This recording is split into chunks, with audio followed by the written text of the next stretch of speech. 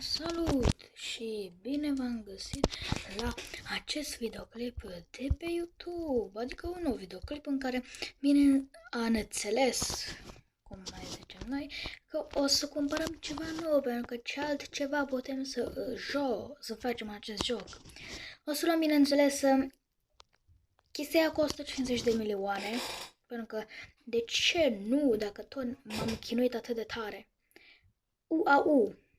Și am făcut 150 de milioane. Bun. We are chilling, boy. Venim aici mare așa.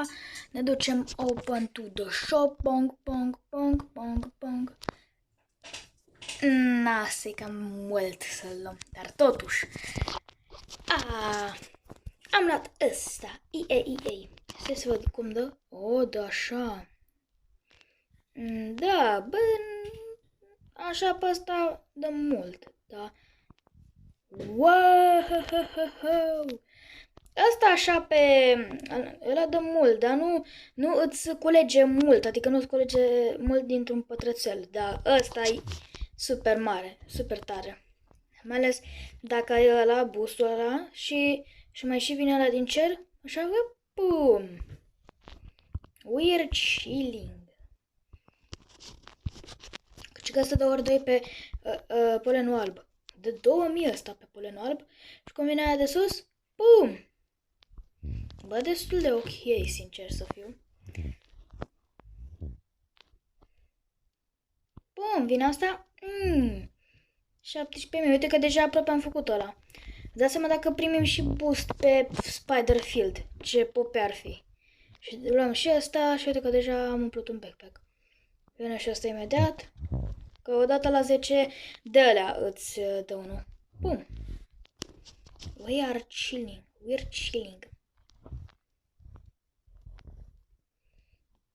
chilling. Cred că următorul nostru target ar fi, nu știu, ori următoarea zonă, ori Porto Hive de acolo ăla. Nu știu cum e, ceva Supreme Porto Hive sau ceva de genul, nici eu nu mai știu. Dar știu că asta e cea mai bună parte, cea mai tare parte. Când am luat ăsta și chiar e tare rău de tot, adică am muncit chiar super mult. Pentru că am băgat un cod de aniversare care mi-a dat foarte multe boosturi, adică de la rucsacul meu, care înainte l-aveam, nu știu, 1.016.000, ceva de genul. Mi-l-a dat la 9 milioane pe Mountaintop și îl făceam într-un minut maxim. Deci, da, codul, uitați, ăsta e codul, este 3 reparti. Asta e codul, eu l-am folosit deja, da, dar dacă îl folosiți o să vă dea super multe, super mult boost pe Mountaintop. Nu că super mult, ci mega mult. Vă dați seama cât de mult o să fie. Adică o să fie inimaginabil de mult. Mai ales, adică trebuie doar să aveți zona de 25 de albine și să aveți capacitate la rucsac foarte multă. Că efectiv, easy peasy lemon squeeze. Am bătut din palmă dată și bam, s-a făcut backpack-ul de 9 milioane instant.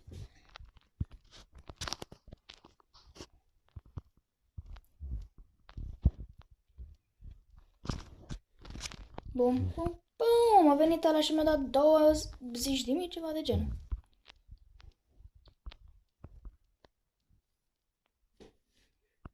Bum, a venit ăla și a luat 12.000.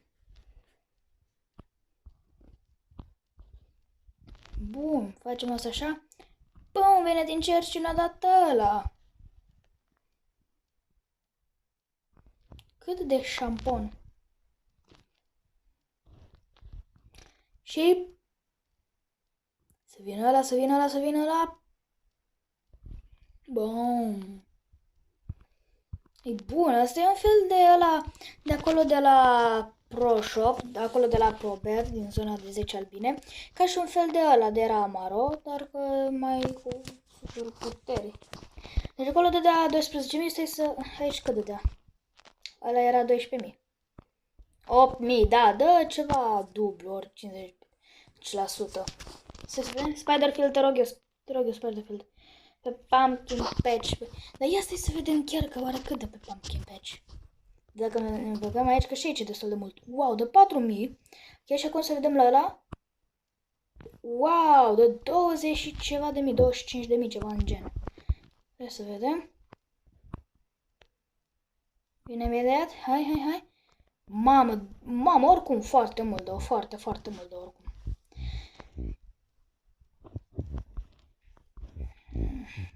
Dar oricum. Oricum, nu se compară cu Petal Wand, dar nu contează că până atunci noi trebuie să facem și noi niște... Până să luăm Petal Wand trebuie să mai întâi trebuie să luăm zona de 35 de albine și după aceea să completăm niște costuri de la Petalbear, care sunt insane de grele. Adică am luat și eu un de ăsta, cum se numește, uite, am colectat 25 de milioane honey de ăla. Da, dar ne mai trebuie... Adică nu știu, cred că dacă fac un cum se numește, un quest de la Onet, mi se zeu, adică, uitați-vă și voi, colect 25.000 white pollen, nu, de milioane white pollen, colect 10 milioane white pollen, colect 10 milioane pollen de la Pumpkin Patch, colect 5 milioane pollen de la Pineapple Patch, colect 2 milioane 500 pollen de la Dandelion Field. Collect 1 million go from the white flowers. Și asta ar fi un pic greu. Așa, haste token-uri. Collect honey token-uri. Așa. Da, destul de ok. Asta e. Mama, așa de repede am umplut unul. Mama mia, pizzeria, broderii. Dacă am umplut unul așa de ușor... Dar bine, trebuie și nouă capacitatea mai mare dacă știți ce zic. Așa, we're chilling, boys. Bun. Să revin când o să fac o chestie, dacă o să pot. Și nu o să fac așa în episodul anterior, că nu prea pricepeam. Ok, o să revin un pic mai acolo. Da, apare, nu prea putem să luăm ăsta, pentru că ne mai trebuie 5 real geliuri și... Oh, stai, nu. Din câte vedeți, noi avem 0 dacă nu mă înșel. Stai să mă duc să văd. Da, din câte vedeți am 0, dar nu contează. Dar și știți de ce nu contează? Stai că nu aici vreau să mă duc sau... Nu. Aici vreau să mă duc. Dau enter the portal. Pentru că ne putem duce și să cumpărăm de aici cu etichete. Că nu vreau să-mi dau banii, că mai am nevoie. Câte etichete am? Îmi trebuie 30 de etichete. Da, hai că ne putem lipsi de unul, uite așa. Așa, bun, mare marfă. Luăm încă unul. Și ne mai trebuie... Ne mai trebuie.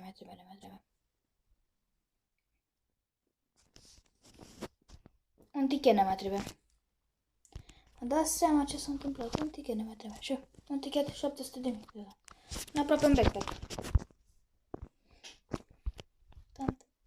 De ce să și facem acum? Nu avem ce să și facem și să vină. Bum! Așa, mai ales dacă e pe Spiderfield, e super ușor să faci. Like for real. Așa, Histor 10, mai băgăm una, ne mai băgăm una și așa. Am cumpărat destule royal geliuri, mai dăm o dată celălalt din cer. Pum, au picat, hai să merem. Bun, dar mai trebuie să farmăm pentru ăsta, mai trebuie să farmăm 5 milioane, așa că o să revenim imediat când o să farmez ăla. Ei bună, am revenit din nou, se pare, cu 5 milioane pe len și acum să ne ducem și o să craftăm chestia până cu de ce nu? Bun, merem oare aici, merem aici, pam, pam.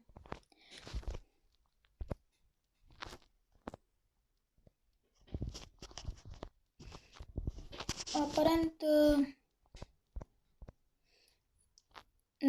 da, ne dă un pic mai mult decât celălalt care îl avem.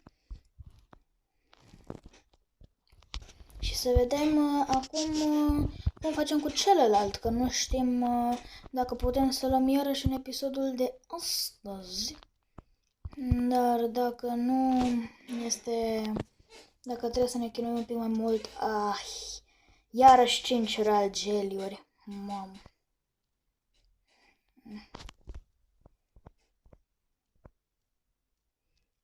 Bine, asta farmescu, am nevoie iarăși de multe chestii care, bineînțeles, iarăși că nu mi le permit, pentru că de ce nu? Dar, totuși și iarăși totuși, cam atât a fost și cu acest videoclip. Eu vă urez o după masă plăcută. Am fost David. Pa, pa!